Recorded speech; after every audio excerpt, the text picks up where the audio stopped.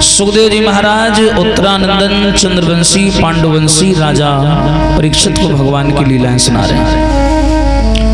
आज भागवत का अष्टम दिवस है, छठवां रोज है। सभी श्रद्धालु बड़ी श्रद्धा भाव के साथ में इस सत्संग रूपी ज्ञान गंगा में गोते लगा करके अपनी काया एवं माया को सफल बना रहे हैं। रात्रि कालीन बेला में श्री कृष्ण चंद्र का जन्मोत्सव हुआ। बड़ी श्रद्धा व भाव के साथ में सभी लोगों ने उस जन्मोत्सव में हिस्सा लिया, मनाया, जीवन को कथा के माध्यम से गुरुतार्थ किया। आज श्याम सुंदर गोकुल में पहुंच गए। अब देखिए, गोकुल में नंद के घर ना लाला भय, ना बेटा भय, ना पुत्र भय। कवियों ने लिख डाला कि नंद घर आनंद भय, जय कन्हैया लाल की। यानी आनंद हुआ है नंद के घर में। आनंद, आनंद कौन है? सत धन चित धन आनंद, सच्चिदानंद रूपाय। यशोदपत्यादि हेतवे तापत्र विनाशाय श्री कृष्णाय वयम नमः। यानी जो आनंद के प्रतीक है, यानी सच्चिदानंद रूप, यानी साक्षात भगवान का ही प्राकट्य हुआ। विचार करिए, नंद बाबा कितने सौभाग्यशाली हैं कि भगवान श्याम सुंदर उनके यहाँ आए पलने के लिए।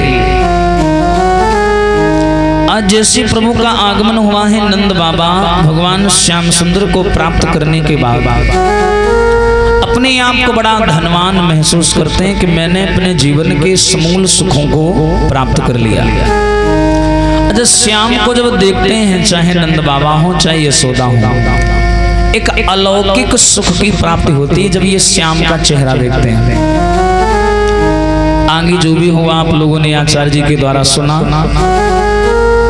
आइए देखते हैं आगे बताया, जिसमें प्रभु श्याम सुंदर बड़े भैया बलराम जो कि शेषावतारी हैं, त्रेतायुग में लखन बन के आए।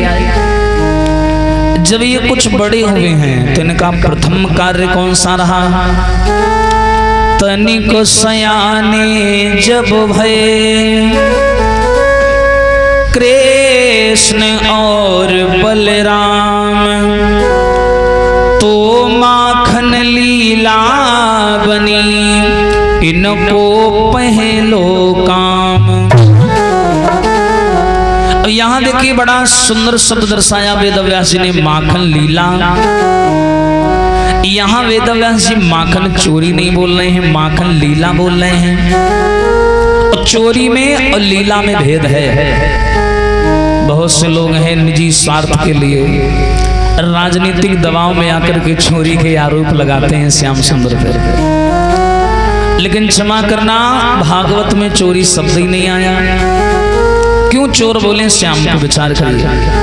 देखिए, भगवान कन्हैया नंद बाबा के पुत्र हैं और नंद बाबा 9 लाख गैया नंद बाबा के भरी भरी माखन होए, जागर इतनो माखन है सो क्यों माखन को रोए। 1-2 लाख नहीं गैया है, 9.5 लाख गैया है नंद बाबा के घर में। अब विचार करिए, जिनके यहाँ 9.5 लाख गैया होंगी वो दूसरों के घर में दूध दही खाने जाएगा? हाँ, गए श्याम। देखिए, श्याम माखन की चोरी नहीं करते हैं, श्याम चित्त की चोरी करते हैं, इसीलिए उन्हें चित्त चोर बोला गया। चित्त की परिभाषा क्या है? मन, बुद्धि, ध्यान। ये तीनों जब एकाग्र होते हैं तो चित्त का निर्माण होता है। जब ये बंसीवट में बैठ करके बंसी बजाते थे, अच्छों का चित्त चुरा लेते थे। माखन नहीं चुराया श्याम ने। इसके पीछे कारण है क्या? श्रोताओं यह माखन लीला है सुचि विश्वास गोपियों का, चोरी का कारण भूख नहीं है हास विलास गोपियों का। चोरी का कारण भूख नहीं है।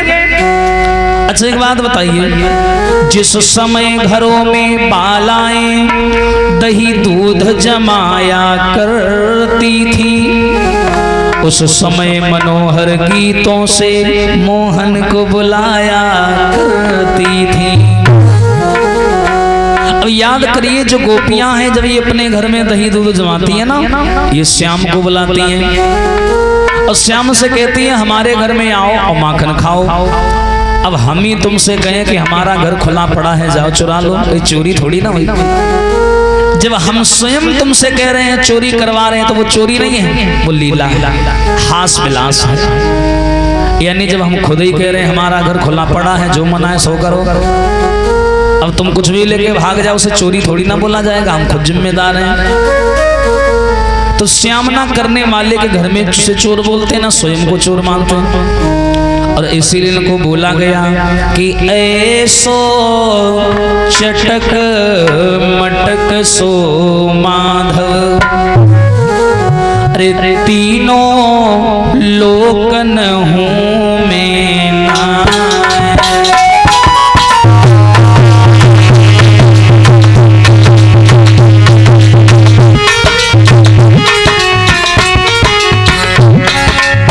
ए भैया अरे ऐसो चटक मटक सो माधव, अरे तीनों लोकन हूँ मैं नाय।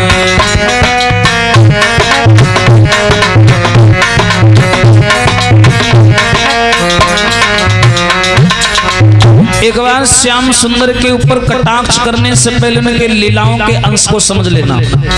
कहते हैं श्याम की लीलाओं को समझने के लिए विद्वान की नजरें नहीं चाहिए ना, गलत। श्याम को समझने के लिए समझदार की नजरें नहीं चाहिए, श्याम को समझने के लिए आनंद में डूबे कर रसिक रसिया पागल की नजरें चाहिए। हाँ, राम की लीलाएं हमें आदर्शों पे चलना सिखाती हैं, समाज में जीना सिखाती हैं कि समाज को लेकर के मर्यादा में रह के कैसे जिया जाता है। और समाज को लेके आज तो कोई मर्यादा में नहीं जी पाया, बड़ा मुश्किल काम है, क्योंकि ये समाज वही काम तुमसे करवाएगा जो तुम करना नहीं चाहते। और श्याम सुंदर की लीलाएं हमें आनंद मुक्ति और मोक्ष प्रदान करती हैं। कैसे? अरे बालापन में पूतना मारी,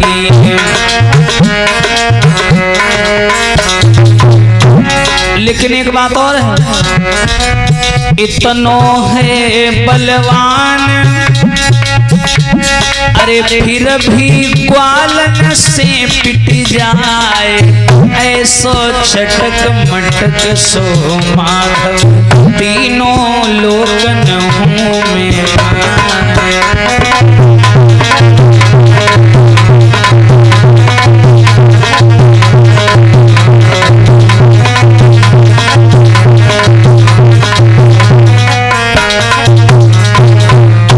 इतने बलवान हैं कन्हैया, ग्वाल बालों से मार खा जाते हैं कभी कभी। अच्छा ये ग्वाले हैं कौन? ये सब देवताओं के स्वरूप हैं। हाँ, अरे वृंदावन में गैया चरावे और अरे दहिया छीन छीन के खावे। नंद बाबा उन ग्वालों के मुखिया हैं जिसे आजकल प्रधान बोला जाता है। एक मुखिया का लड़का इतना पैसे वाला घर का, फिर भी अरे इतनो है धनवान,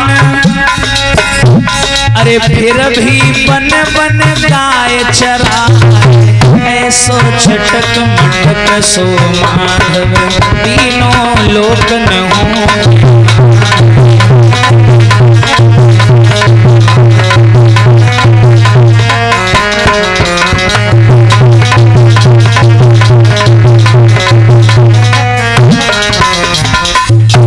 ऐसे हैं भगवान।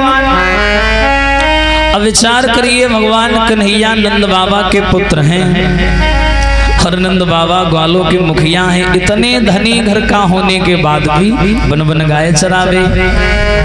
ऐसी लीला है हमारे माधव की। और देखिए श्याम सुंदर की लीलाओं को समझने के लिए ना भक्ति रूपी मस्ती चाहिए। हाँ, इतना सीरियस होने की आवश्यकता नहीं इनकी लीलाओं में।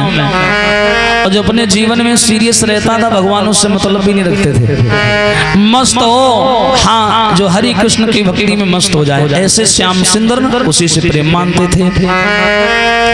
प्रमाण ये मिला भगवान कन्हैया इस माखन चोरी के पीछे सबसे बड़ा कारण यही है कि गोपियां जब ये दही दूध जमाती हैं घर में, इस श्याम सुंदर को बुलाती थी, तो भगवान कन्हैया जाते हैं और माखन को खाते हैं। एक और कारण था, इस श्याम सुंदर जिस गोकुल में रहते ना, उस गोकुल में कन्हैया के बड़े सुंदर सुंदर सखा हैं, मनसुखा, दामा, संकीर्ण, मदन, बलवीर, छदामी, उर्वक, सम्वरण।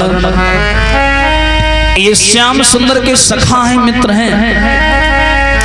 ऐसा हुआ, एक मधुमंगल नाम का ग्वाला था, ब्राह्मण था। एक दिन भगवान कन्हैया से गलियों से जा रहे, देखा मधुमंगल देहरी पे बैठा था, बड़ा सूखा सूखा, हाथ ऐसे लटक रहे जैसे कटा हुआ बांस लटक रहा है, हाँ, बड़ा दुर्बल सा। कन्हैया गए, ताना मारने लगे, क्यों रे, गोकुल की नाक कटवा रखी है तूने, इस गोकुल में इतना दही दूध होता है और फिर भी तेरा शरीर इतना कमजोर, खाने को नहीं मिलता। वो ग्वाला आंखों में आंसू भर के बोला, अरे कन्हैया दादा, एक चीज और बता दे, वृंदावन की भाषा में, गोकुल बरसाने की भाषा में 3 ऐसे शब्द हैं जो आज भी जाओ तो प्रेम में एक दूसरे को लोग बोलते हैं। तो यहाँ अगर किसी को बोल तो लड़ाई हो जाएगी। हाँ, एक शब्द है काहे रे, हाँ, यहाँ कह के देखो किसी से, अरे हेलो, इज्जत से बात करो। हाँ, हमारे जमीन के किनारे से हाईवे निकला, हल्के मत ले। हाँ भैया, और दूसरा भी एक शब्द है उरे, ये वृंदावन के शब्द हैं। और तीसरा शब्द है सारे, ये प्रेम में बोलते हैं, वहां की भाषा है कायरे सारे का कर रहो, ये वृंदावन के ब्रज के शब्द हैं। और यहाँ किसी से बोल दिया जाए बुरा मान जाएगा, इसलिए हमने पहले ही बता दिया ना, आप सोचो क्या बोल रहे हैं। भगवान श्याम सुंदर ने उससे कहा, क्यों रे ये बता, इतना दही दूध होता है, इतना दही दूध होता है इस गोकुल में, और तू इतना कमजोर क्यों होता जा रहा है। उस ग्वाले ने कहा, रे कन्हैया दादा, तो ना मालूम, सुन क्या, हम गैया रोज चराते हैं, ये दर्द कहाँ नहीं जाता है, जितना दही माखन होता है वो सब मथुरा को जाता है। हाँ, ये कंस है मथुरा का राजा,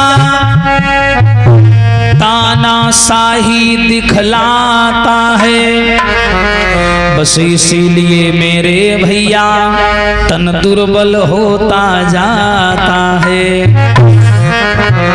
अरे कन्हैया दादा, ये कंस है ना मथुरा का राजा, हाँ, ये टैक्स के रूप में, लगान के रूप में हम गोकुल वालों से सारा दही दूध ले लेता है, हम ऐसे ही रह जाते हैं और खाते हैं मथुरा वाले भैंसा के जैसे फूले खूब, हाँ, हमें मिलता ही नहीं। तुम भी तो वही किनारे के हो।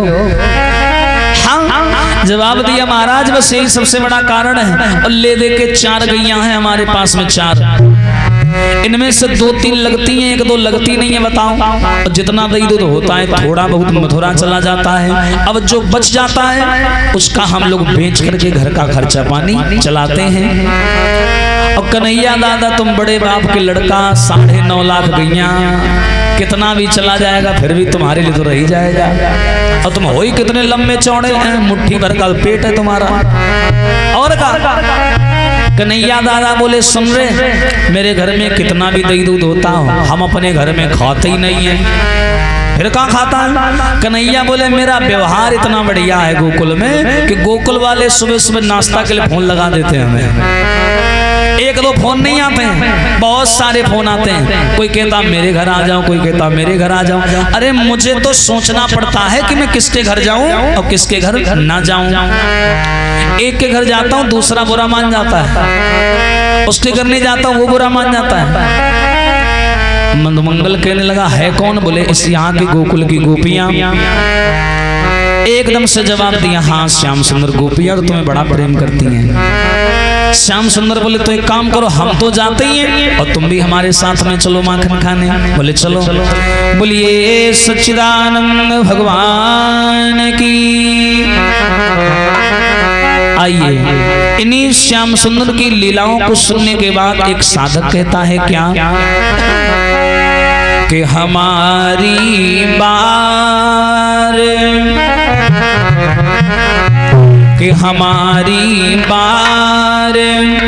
गर निकले मदन मोहन सनम झूठे हमारी बार गर निकले मदन मोहन सनम झूठे।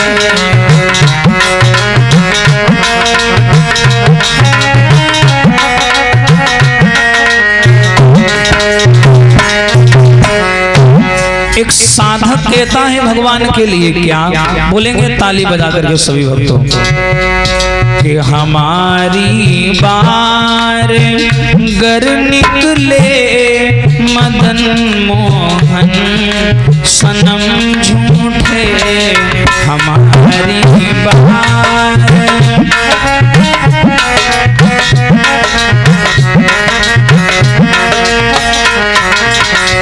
और तो क्या करेंगे, तो सरदारों के सुंदर काम क्यों करते हो तुम झूठे, तो सरदारों के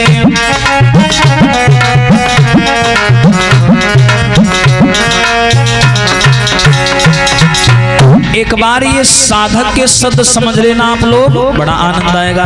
क्या तो कदमों ने तुम्हारे तरु और शिला के वटयों भारे,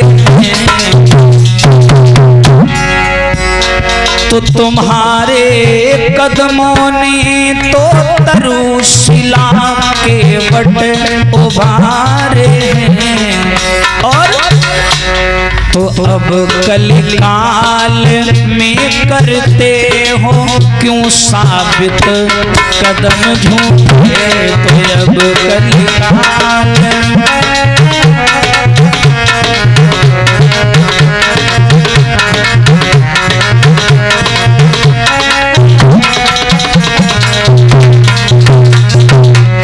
लेकिन भगवान एक चीज है क्या, पढ़ा है ग्रंथों में हमने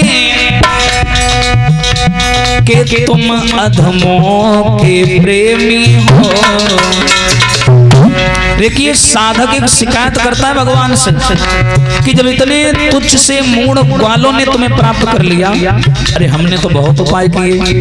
हाँ पढ़ा है हमने ग्रंथों में कि तुम अधमों के प्रेमी हो,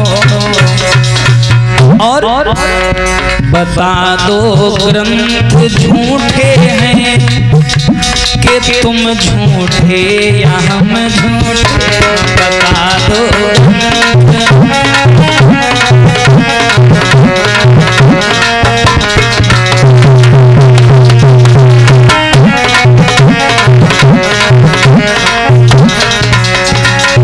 अरे बताओ, या तो तुम्हारे ग्रंथ झूठे या हम झूठे।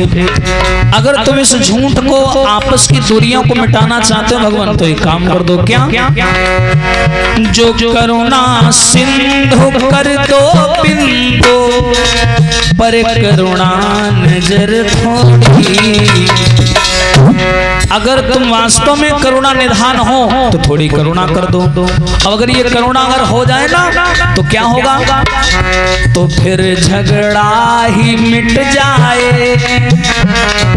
ये आपस में जो बहस चल रही है ना, तो फिर झगड़ा ही मिट जाए। ना तुम झूठे ना हम झूठे, तो सब झगड़ा ही मिट जाए।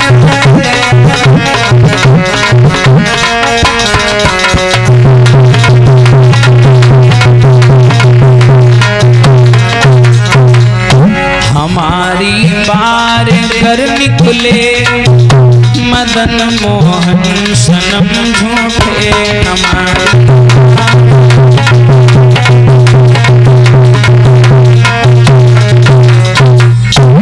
तो सब झगड़ा ही मिट जाए, न तुम झूठे न हम झूठे। ये साधक के भाव हैं भगवान के प्रति। यही कारण है समाज के लोगों भगवान कन्हैया माखन की लीला किया करते हैं। और देखिए कभी वृंदावन आप लोग जाना, श्याम सुंदर की ऐसी ऐसी लीलाएं मैं आप लोगों को क्या बताऊं। हाँ बताते हैं, वृंदावन में भगवान कन्हैया के बड़े प्रिय मित्र हुए। प्रमाण ये मिला, मोहनदास बाबा जी का सबने नाम सुना होगा। एक मोहनदास बाबा जी वृंदावन में भगवान कन्हैया के मित्र थे। ये भगवान कन्हैया के लड्डू गोपाल जी की बहुत पूजा किया करते थे वृंदावन में। एक दिन बेचारे मोहनदास जी बूढ़े थे। एक दिन की बात है, समाज के लोगों ध्यान से सुनना। मोहनदास जी पूजा पाठ करके आए, ऐसे मंदिर के बाहर चबूतरा बना हुआ था, आके बैठ गए। कन्हैया पीछे से आए और कंधे पे हाथ रखा, बाबा कैसे हो। एकदम से देखा कन्हैया, मोहनदास बोले अरे आओ आओ आओ, भगवान की तरह नहीं, बिल्कुल मित्र की तरह, आओ बैठो और बताओ कन्हैया कैसे हो। कलयुग की घटना है ये, ना सोचना बड़ी पुरानी है, अभी की जल्दी की। मोहनदास बाबा जी बोले बताओ कैसे आए। कन्हैया बोले क्या बताऊं, अच्छा नहीं लग रहा। क्यों नहीं अच्छा लग रहा। कन्हैया बोले मुझे ना तभी अच्छा लगता जब मैं चोरी करता हूँ, अब मुझे चोरी करने का मन हो रहा है। मोहनदास बाबा जी बोले अजीब आदमी है, दिन भर चोरी चोरी चोरी, और कुछ दिमाग में नहीं आता तुम्हारे। बोले ना, मुझे तो बस चोरी करने में आनंद आता है। तो मोहनदास जी बोले तो यहाँ क्या करने आए, यहाँ कुछ नहीं है, खाने को मिल जाए वही बड़ी बात है, जाओ तो उसी राजा महाराजा को लूटो जाके।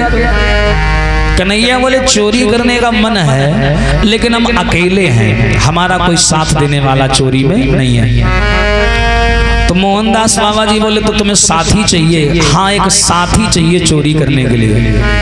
तो मोहनदास बाबा जी बोले वृंदावन में चला जा, तेरे तो बहुत चाहने वाले हैं। बोले ना उनसे नहीं, हम सोच रहे कोई बूढ़ा बुजुर्ग आदमी मिल जाए जो थोड़ी हमें अक्ल सिखाए, चोरी में कैसे की जाती है, कैसे बचा जाता है, कोई उपाय बताएगा।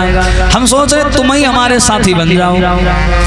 मोहनदास बाबा जी बोले दिमाग खराब है, अरे तू जवान है हट्टा कट्टा और मैं बूढ़ा आदमी, अब तेरे साथ में चोरी करूंगा, अगर धोखाधड़ी में पकड़ गया तू तो भगाएगा, मैं फंस जाऊंगा, मैं नहीं जाऊंगा तेरे साथ।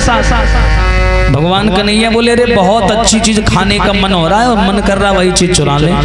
मोहनदास जी बोले क्या मन है। कन्हैया बोले मेरा मन है कटहल खाने का। कटहल खाने का मन कर रहा है, इसलिए मैं कटहल की चोरी करूंगा। मोहनदास बाबा जी बोले अजीब आदमी है, अरे अगर तुझे कटहल ही खाना है तो जो वृंदावन का सेठ नहीं है, माना हुआ सेठ, हाँ हाँ वो मेरा शिष्य है। और सुन उसके बगीचे में बहुत कटहल लगे हुए हैं, बहुत सारे कटहल लगे हुए हैं, इसलिए तू एक काम कर, मैं बताऊं क्या, तुम मेरे साथ में चल और मैं उससे कह करके तू जितना चाहेगा मैं उतने कटहल तुझे दिलवा दूंगा, वो मेरा शिष्य है, चोरी करने की क्या जरूरत। कन्हैया बोले ना, अरे प्रेम से चाहूं तो बहुत कटहल मिल जाएंगे, लेकिन मुझे वास्तविक आनंद तभी आता जब मैं चोरी करके खाऊं।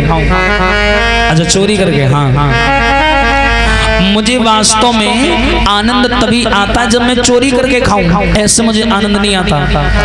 तो ऐसा करो बाबा जी तुम चलो हमारे साथ। अब कन्हैया नाय माने, उनको जबरदस्ती लेके आए बगीचा में।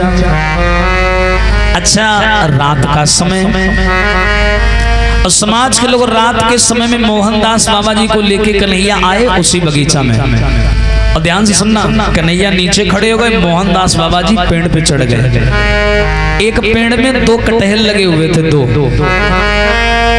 कन्हैया नीचे खड़े तो मोहनदास बाबा जी जोर जोर से चिल्ला के बोले कन्हैया ये बता क्या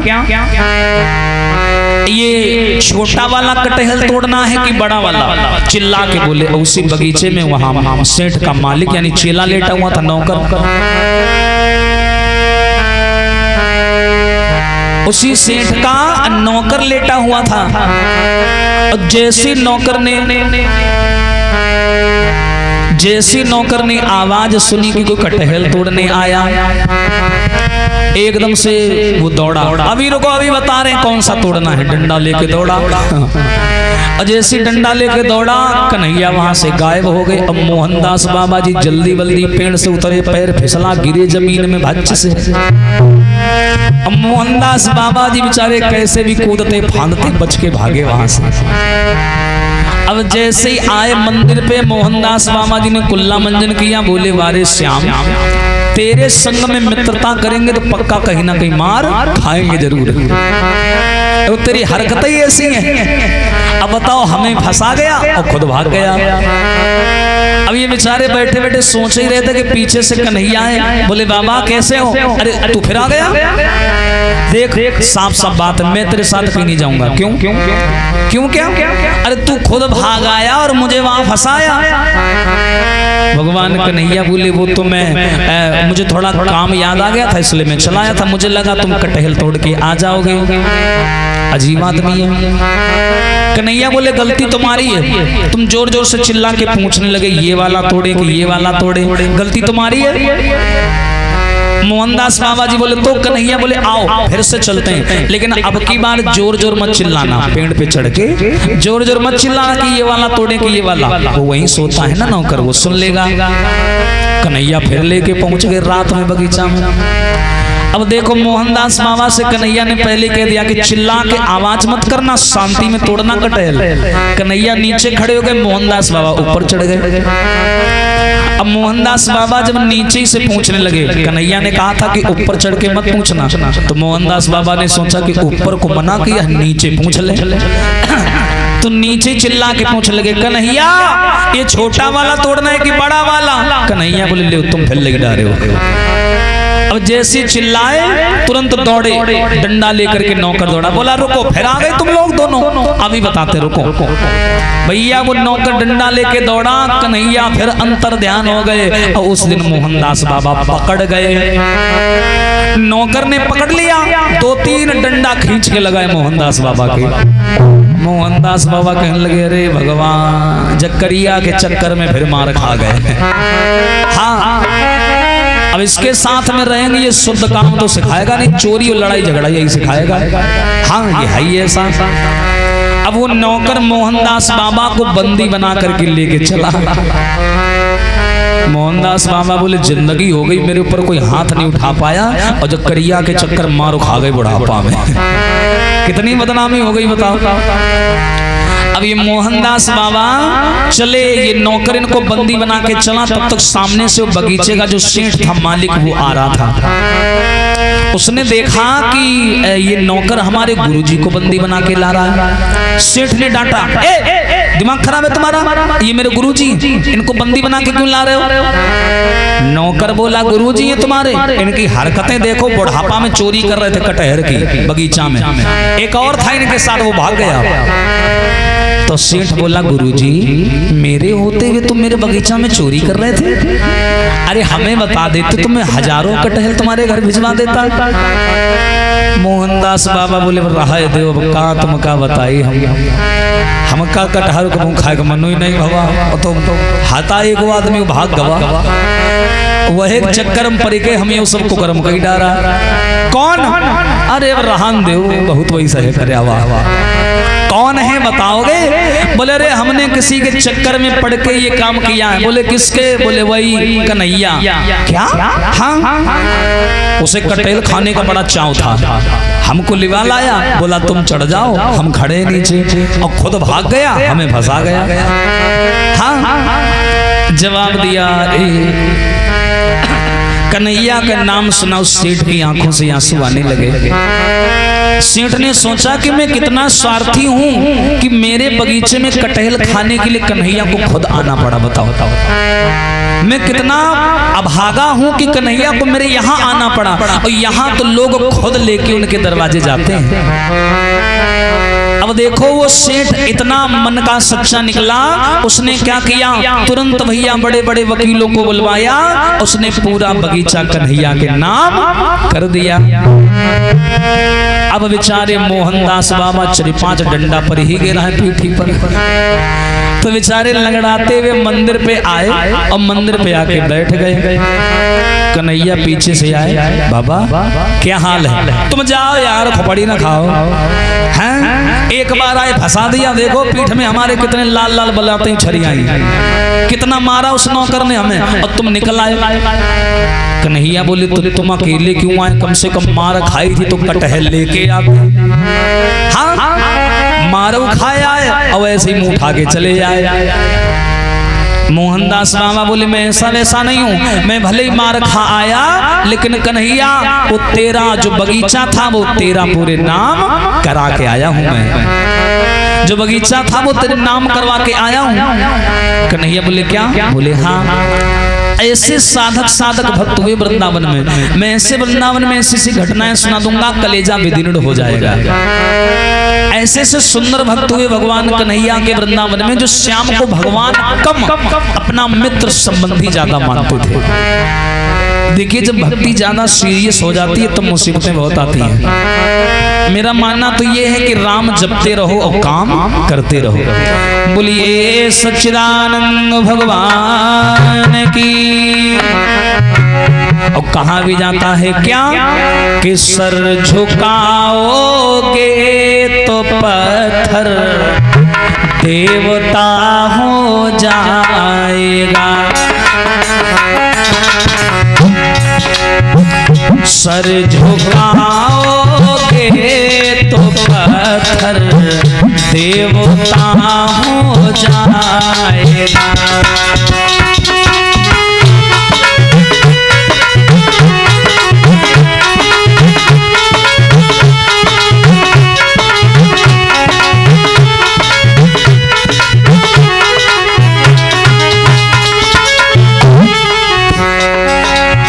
सर झुकाओगे तो पत्थर मामा देवता हो जाएगा। और भगवान की लीलाओं से समझ लो, अरे इतना मत चाहो उसे वो बेवफा हो जाएगा। इतना मत चाहो उसे बेवफा हो जाएगा।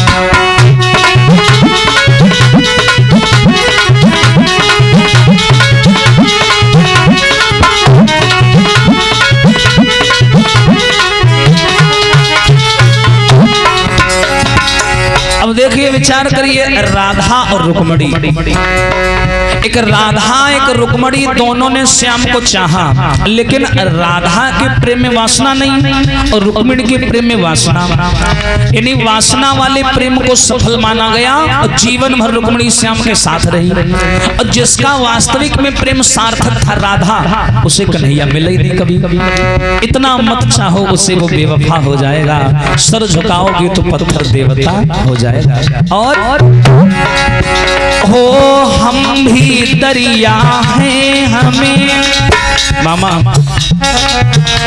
अपना हुनर मालूम है।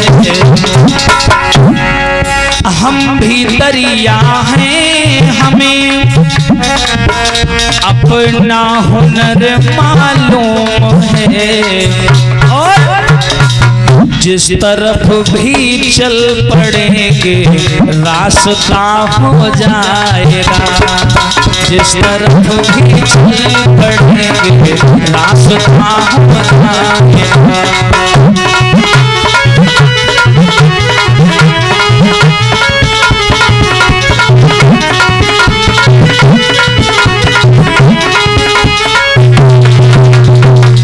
कहते हैं हम भी दरिया हैं, हमें अपना हुनर मालूम है, और जिस तरफ भी चल पड़ेंगे रास्ता हो जाएगा। और सुनिए, हो कितनी सच्चाई से मुझसे अरे जिंदगी ने कह दिया। कितनी सच्चाई से मुझसे जिंदगी ने कह दिया क्या? तू नहीं मेरा तो कोई, हाँ अरे तू नहीं मेरा तो कोई दूसरा हो जाएगा। तू नहीं मेरा तो कोई दूसरा हो जाएगा।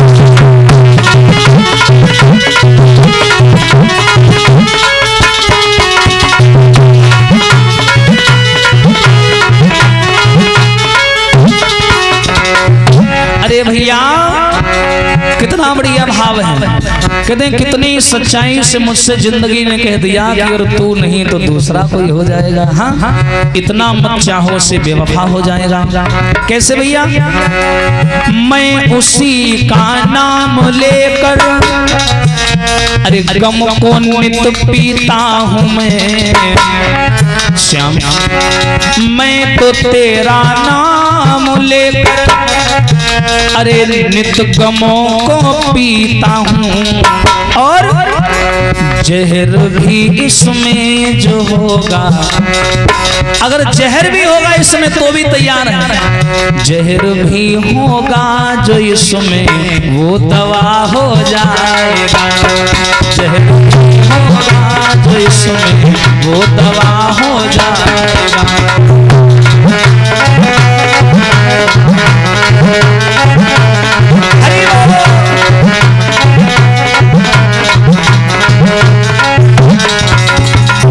लेकिन अंत की लाइन बड़ी खतरनाक है भैया। जो कोई भी बुरे काम करता है सोचता है कि मुझे कोई देख नहीं रहा। कोई भी बुरा काम करे उसके लिए लाइन है क्या? हो सब उसी के हैं हवा, सब उसी का हो, सब उसी का है हवा, खुशबू जमीन आसमां, यानी सब कुछ उसी का है। खुशबू जमीन आसमां सब उसी का है। अरे मैं जहां भी जाऊंगा, मैं जहां भी जाऊंगा उसको पता हो जाएगा। मैं जहां भी जाऊंगा उसको पता हो जाएगा।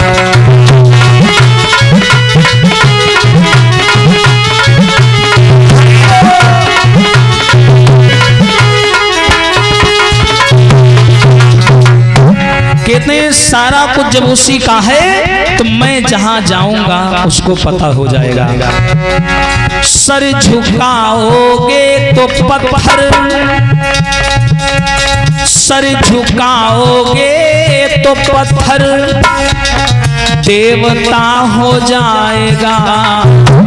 और इतना मत चाहो उसे, इतना मत चाहो उसे, वो बेवफा हो जाएगा। उसे वो बेवफा हो जाएगा।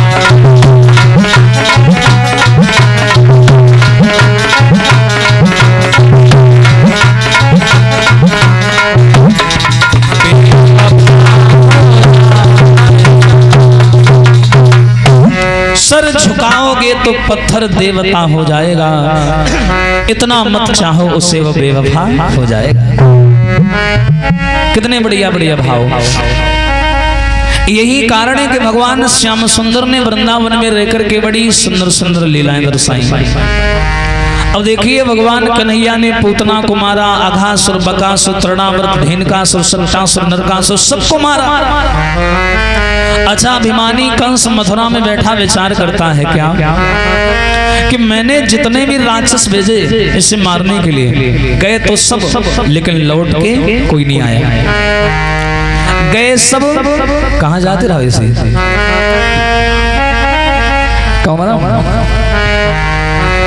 हाँ, बतलाया।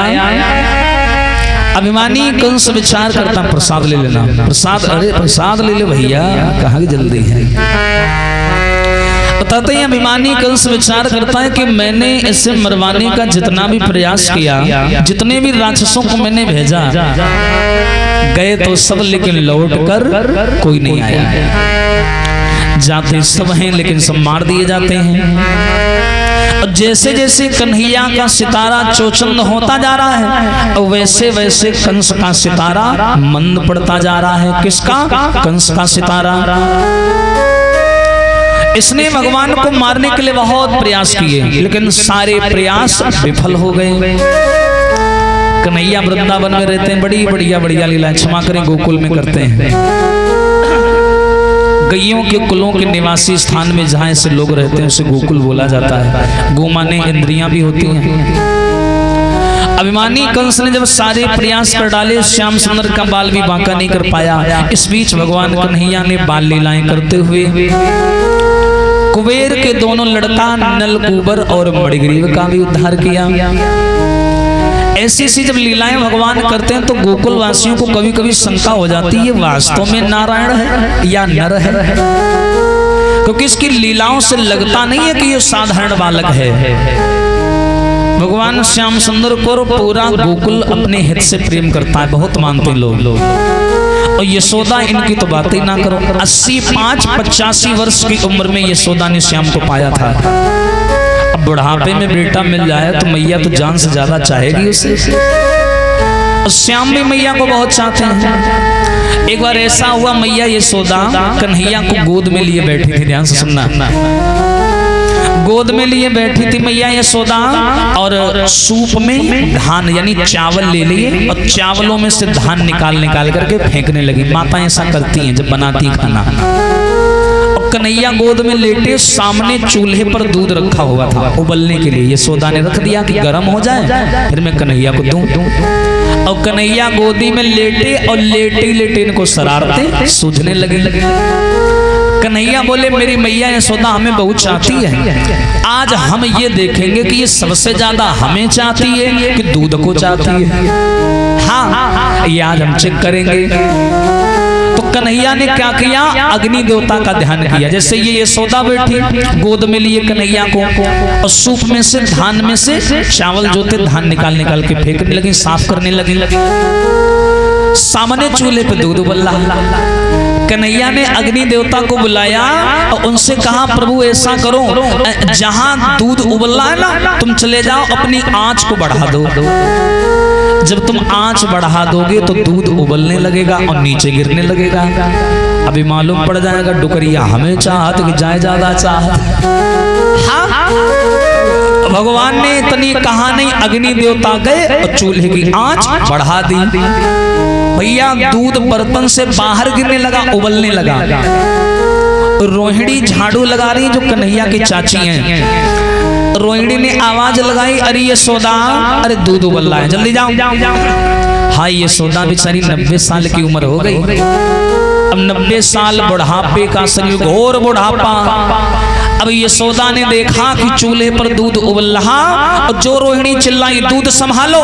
यशोदा एकदम भड़बड़ा के उठी। ये होना ही मालूम कनियम लड़का परा।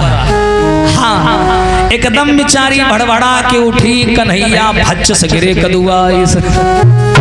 हाँ, जैसे ही कन्हैया जमीन में गिरे, अब कन्हैया इसे करे ठाड़, देख बुढ़ावा का दूध बहुत प्यारो है, हम नाई प्यारे। कन्हैया कह लग, बताओ यशोदा मैया को दूध ज्यादा अच्छा लगता, हम नहीं, बताओ। हमका पटक के चली गई। अब कन्हैया गुस्से में आए, बोले अब सारा गोकुल में हमारे घर में दूध ही नहीं रही। जितनी मटकी धरी रोज ही बूढ़ा धरा करिए, रोज हम फोड़ दे। अब जितनी मटकियां भरी धरी, कन्हैया ने उठाई लाठी और लाइन से सारी मटकियां तोड़ दी कन्हैया ने। अब जैसी मटकियां तोड़ी, यशोदा ने चटपट की आवाज सुनी, दौड़ी, देखा सारी मटकियां टूटी पड़ी और कन्हैया लिए लाठी अजगर की तरह फूले। या कहूं छोड़ी बनाई आज। हाँ, यशोदा का हाई लई डाले से, अरे कन्हैया ये सारी मटकियां मथुरा जाने वाली थी। अरे पगला, ये क्या कर दिया तूने, इतना बड़ा नुकसान कर दिया। अब मैं नंद बाबा को क्या कहूंगी। कन्हैया बातें बनाने में नंबर 1। जैसे यशोदा बोली कि तुमने मटकियां फोड़ी, कन्हैया रोवे लगे। हमें तो हैं जौन करी तो हम है करी, घर में जौन हो तो हम है की। हाँ, पानी गिरे हम है गिरावा, बादल फाटे हम है फारा, जो भी हो घर में नुकसान सब हम ही करते हैं और कोई है नहीं इस घर में।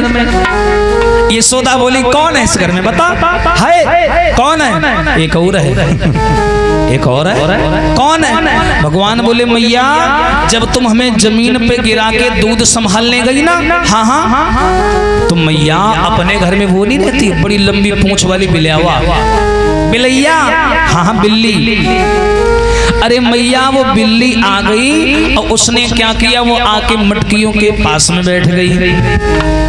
और जैसी मटकियों के पास में बैठी ना, तो मैंने उठाई लाठी। मैंने कहा ऐसा ना हो अगर पूंछ मार दी तो सारी मटकियां गिर जाएंगी। मैंने तो मटकियों को बचाने के लिए लाठी उठाई। अच्छा फिर और मैंने जैसे ही लाठी मारी, वह बिलावा तुम्हारे तरीका चतुरहती, बिल्कुल तुम्हारे तना, हाँ तुम्हारी तरह वो चतुरहती चतुर। तो हमने जैसी लाठी मारी, वहां उलर का पद्धति दूसरी जगह चली गई और लाठी जाके मटकियों में लग गई। हाँ अब इसमें हमारी गलती क्या है? गलती बिलावा कह रही है, वह काहे उलरी गई? हमारी तरह चुप है, मारो खा लेते। और क्यों चली गई? यशोदा जान गई कि तू बातें बना रहा है।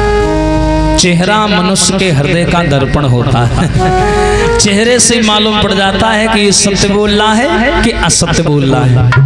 यशोदा नाराज हो गई, गुस्सा में आ गई, बोली चल। अभी तक जितनी गोपियां शिकायत लेके आती थी मैं सबको गलत बोलती थी, लेकिन तुझे अच्छा मानती थी। कन्हैया का हाँ तो हम अच्छे हैं, उसमें बुरे क्या हैं? यशोदा बोली अच्छे। भगवान कन्हैया बोले लड़ो ना, अगर तुम लड़ोगी ना तो हम गुस्सा हो जाएंगे, क्योंकि हम जय जय हैं। कन्हैया अपने आप यहाँ जय जय मानते हैं, जय जय। कहूँ लड़ाई हो जाए, कन्हैया कहे हाँ समझ हम जय जय हैं, जय जय। हाँ यानी हमारी चारों ओर जय जय होती है। छोटे से हैं इतने बड़े, हाँ इतना पेट। और कहीं कोई बात आ जाए, कन्हैया बोले हम जय जय हैं, जय जय। हाँ तो यशोदा बोली सुन आज तुझे नहीं छोड़ेंगे, चल। भगवान बोले अगर तुमसे गुस्सा हो जाएगी तो हम पता है क्या करेंगे। क्या करोगे? सुनो। कन्हैया बोले मैया अरे अब ना चराऊं तोरी गैया, यशोदा मैया अब ना चराऊं तोरी गैया, यशोदा मैया।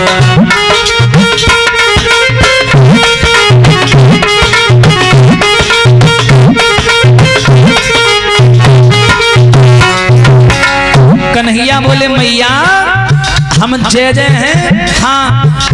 और सुन ले मैया अरे अब ना चराऊं तोरी गैया, यशोदा मैया अब ना चराऊं तोरी गैया, यशोदा मैया।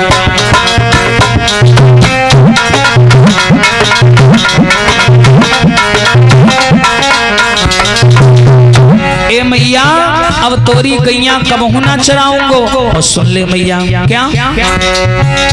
अरे जो मैया मोए मार लगे हो, जो मैया मोए, ए मैया अगर तू मोए मार लगा देगी या डांटेगी तो उसे मैया ना कहूंगा। वो बगल वाली जो है ना पड़ोसन तेरी जो रोज तो से लड़ती है, उसे मैया कहूंगा। हाँ और उसके घर में सोऊंगा, उसके घर में खाऊंगा और रोज तेरे घर ईंटा मारूंगा। हाँ कन्हैया की बातें सुने तो यशोदा बोले बताओ कैसे गुस्सा करें। ऐसी बातें करता है कि हंसी निकल जाती है। हाँ कन्हैया बोले अगर तू हमें घर में ना घुसन देगी ना तो रोज तेरे घर पे ईंटा मार के भाग जाऊंगा। और सुन ले जहाँ तेरी गैया बनती हैं, जब जानूंगो कि गैया दूध देवे वाली हैं, बछड़ा छोड़ दूंगो, सब पी जाएंगी और तुम खाली कमंडल लेके आइयो। हाँ अरे जो मैया मोए मार लगई हो, जो मैया अगर मार लगाओगी ना तो क्या करेंगे? क्या करोगे? तो से कबहू ना बोलेंगे मैया, यशोदा अब ना चराऊं तोरी गैया, यशोदा मैया।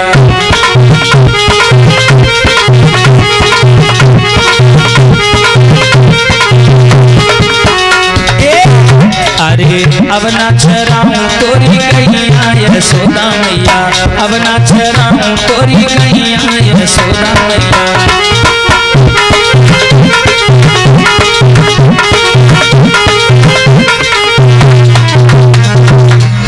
अरे मैया तोरी गैया ना चराऊंगो। यशोदा बोली ना चरा, बहुत चरवाहे हैं, हमने किराए पर रख रखे हैं, तोरी जरूरत ना है। अब मैया यशोदा ने उठाई रस्सी और बांधन लगी कन्हैया को। और कन्हैया बेर बेर का बोले बांध ले, मार ले तुम एकदम हमें छूटन दे तुम। हाँ कन्हैया बोले तुम अच्छी मैया ना हो, गंदी मैया हो। हाँ यशोदा मैया ने रस्सी उठाई और श्याम सुंदर को बांधने लगी। लेकिन ए भैया, बांधने का जो साधन है यशोदा का वो रस्सी का है, लेकिन बांधने का भाव का है क्रोध का। और क्रोध में भगवान को कोई आज तक बांध नहीं पाया। अब यशोदा रस्सी लाई और कन्हैया को ओखल के पेड़ में बांधने लगी। लेकिन कन्हैया भी भैया क्या करने लगे, वो रस्सी घटती जाती है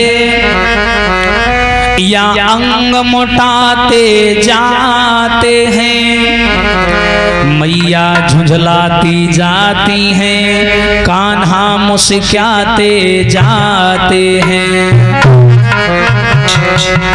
अरे मैया सुन मेरी बात, यशोदा बांधने लगी, लेकिन जब ज्यादा रस्सी लावे तो कन्हैया पतले हो जाएं, और जब कम रस्सी लावे कन्हैया मोटे हो जाएं। अब यशोदा बड़ी परेशान, दद्दर खिसे आए, मोहल्ला भरे की रस्सी मांग लाई बेचारी, भैंसी बकरा सबके खाली हूं मैं, सबकी रस्सी मांग लाई, लेकिन ये हमारे कन्हैया जी को बांध नहीं पाई। कम रस्सी लावे मोटे हो जाएं, ज्यादा करें पतले हो जाएं। अब जब मार्केट गिटाए आयु बंधत का है नहीं, जब नहीं बंधे कन्हैया तो ये यशोदा माथा पकड़ के बैठ गई, बोली बहुत हाड़े है, खून पे है हमारा। क्या लड़का हाँ बड़ा परेशान की। तो यशोदा जब थक के बैठ गई तो कन्हैया बोले मैया मैया क्या होगा, बांधो नहीं बांधो। हाँ तो कन्हैया ने यशोदा के से थोड़ी में हाथ लगाया, बोले मैया, और तुतुली आवाज तुतुलाहट है। और जैसी मैया गई मैया भूख लग रही, भूख नहीं का क्या भूत लदल आई। और जैसी कन्हैया ने कही भूत लग रही, यशोदा की हंसी निकल गई। अच्छा आदमी कितना भी गुस्से में बैठा हो और उसे हंसी आ जाए तो गुस्सा शांत हो जाता है। हाँ अचानक वाला गुस्सा होना चाहिए, बनावटी गुस्सा नहीं। अब जैसी यशोदा हंसी गुस्सा शांत हो गया, और गुस्सा जैसे शांत हुआ रस्सी उठाई और कन्हैया को बांध दिया। बोले भक्तवत्सल भगवान की। प्रेम में बांध सकते हो भगवान को, क्रोध में नहीं बांध सकते आप लोग, कोई भी हो। प्रबल प्रेम के पाले पड़कर प्रभु को नियम बदलते देखा, अपना मान भले टल जाए भक्त का मान न टलते देखा। ऐसी सुंदर सुंदर लीलाएं हैं भगवान श्याम सुंदर की, और इसीलिए मैं बोलता हूं कि कन्हैया की जो लीलाएं हैं ये आनंद और मोक्ष को प्रदान करती हैं।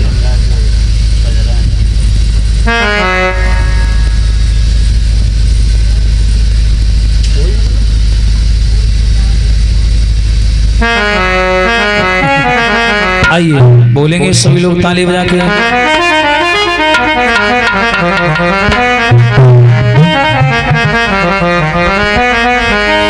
अरे मन चली वृंदावन धाम और रटेंगे राधे राधे।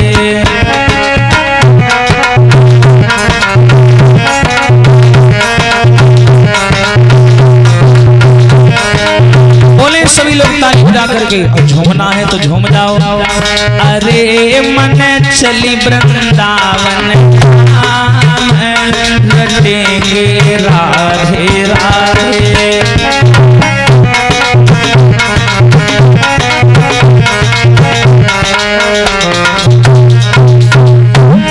रटेंगे राधे राधे और जपेंगे राधे राधे।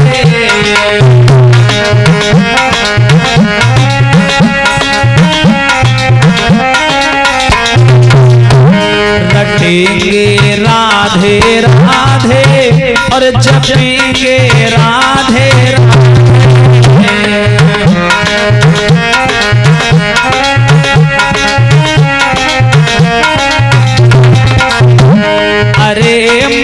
चली वृंदावन धाम रटेंगे राधे राधे।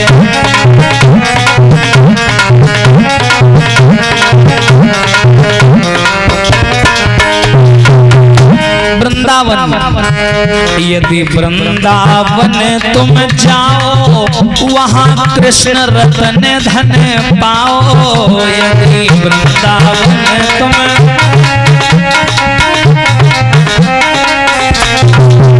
यदि वृंदावन तुम जाओ वहाँ कृष्ण रतन धन पाओ।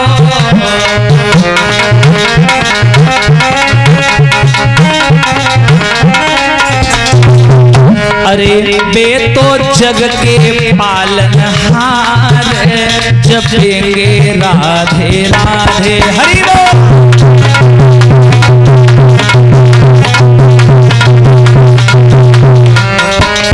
अरे मन चली वृंदावन धाम रटेंगे राधे राधे।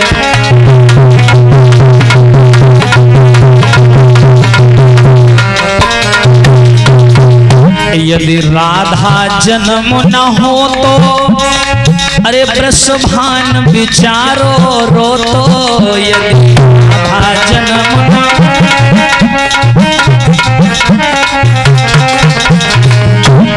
अरे नहीं हो तो कृष्ण अवतार रटे जा राधे राधे।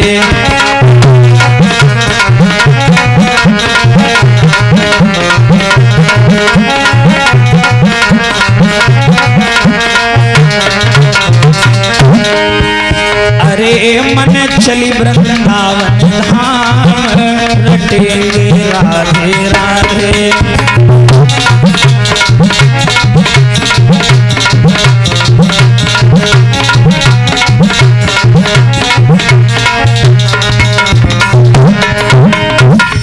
बोलिए सच्चिदानंद भगवान की।